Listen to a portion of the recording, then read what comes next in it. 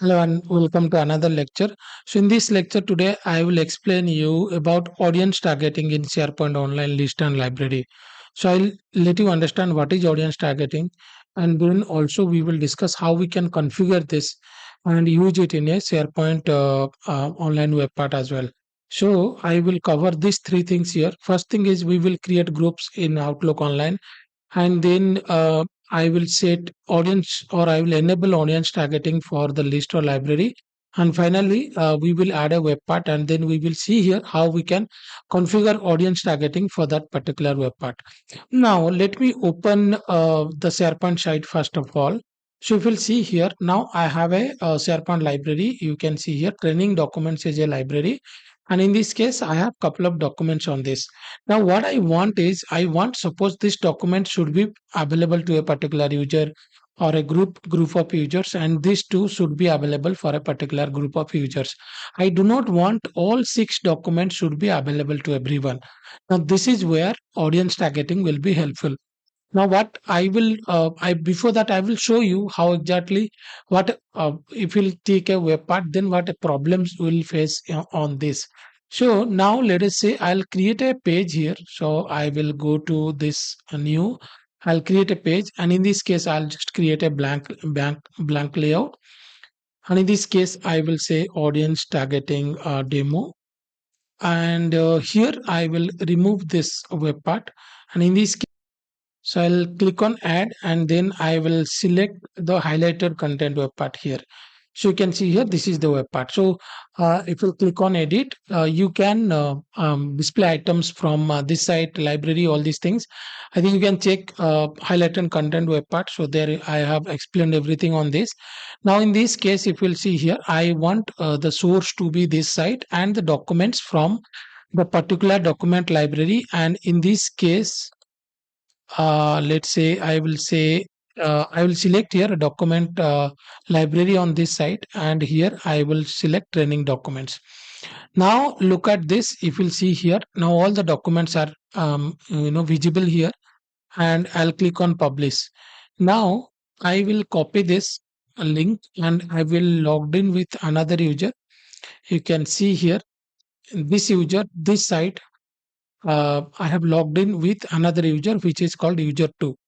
And if you look at this, the user 2 can also see all the items. Now, let me show you that option. I'll click on edit this page here in my logged in. You can see here. This is the web part. You can see. And I'll click on edit. And here I will simply say enable audience targeting. And then I'll republish this. And then I'll go to the user 2. I will replace it. Is there any changes on this? No, because even if you will just enable the option, it will not work as expected or as how we are expecting. So for this, what we have to do first of all is, let me just go here, edit.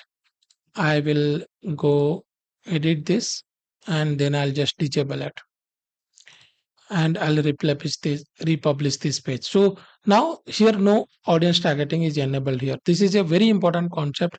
A lot of places we require audience targeting. So for this, we have to first create some groups on this. So I'll go to my Outlook here. I'll just open it.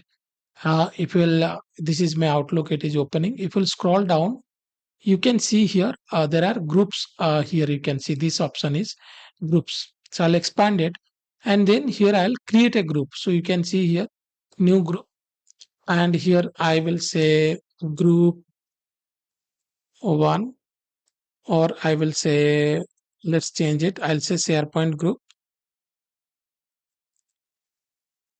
And you can see here, and this is the email address. By default it will create, and then click on create. So, and then it is asking me to add the users. So in this case, suppose I will add Preeti, I'll add Rosalind to this, and then probably add Sonam to it. I'll click on add. Okay. And then what I will do is I will create another group here. So I'll create a new group. I will say Salesforce group. You can see here. and then I'll click on create. Same options, I didn't change anything. And in this case, I will say user 2, and then I will add another user, probably Susri, into it, and click on add. So now if you'll see here, I have created two groups, SharePoint group, and in this case there are four members including myself. And you can see Preeti, Roslyn, and Sonam is there in this.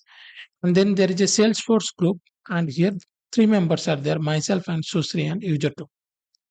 The user 2 I have added into the Salesforce group. Now what I'll do here is I will go to our particular documents library here. So training documents is the library where all my documents are there, and from here only we were displaying items in this highlighted content web part. So what we have to do here is click on settings, then library settings, more library settings, and then you can see here audience targeting, and you will see option here enable audience targeting, and this is for classic. You can just choose first one, enable audience targeting, click on OK. So the moment you enable this and go to the library, you can see here there is a column has been added over here, which is a people picker column. And what we will do now is we will try to do some setup here, or we will try to set our audience targeting here. I'll just edit over here like this. And the first two documents you can see here, I will say Salesforce group. I will say like this, Salesforce group. And the second one also I will say Salesforce group members.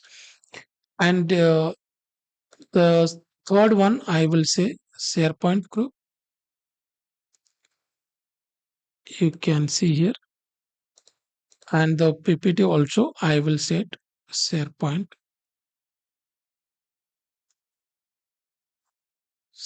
team group. So this four item I have done it. Click on exit. Now you will see here we have Salesforce group members, sales, and then here you can see. Let me just cross verify you can see here Salesforce group and SharePoint group here.